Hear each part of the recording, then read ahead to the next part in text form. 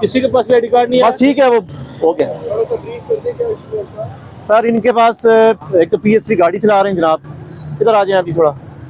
ना इनके पास ID card है, ना लाइसेंस है, ना परमिट है, ना फिटनेस है, ना ही बुक है गाड़ी, कोई चीज़ नहीं है। चलान हुआ है साहब। फोटो कापी तो नहीं चाहिए ना, चलेगा कि चलान हुआ है जिससे आप परमिट की भी दिखा रहे हो, ये भी एक फोटो कापी दिखा रहे हैं।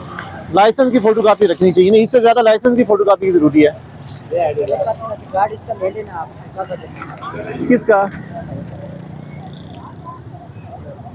ये जब आईडी कार्ड लेने आएगा ना, आपने लाइसेंस लेके आना है। जो आप कह रहे हो ना मेरा लाइसेंस बना हुआ, मैं लिख लेता हूँ इधर, ठीक है? दें जी अपना आईडी कार्ड इसका, ये मैंने लिख दिया है, ठीक है? क्या नाम है? मोहम्मद खालिद। एक्सपायर तो नहीं है। बैठे जी, चलें बैठो। ये जहन में रखना, ये मैंने लिख दिया है। आप जब आओगे तो ओरिजिनल लाइसेंस जो है ना, फोटो कापी नहीं, ओरिजिनल लेके आएंगे, फिर आईडी कार्ड आपको देंगे।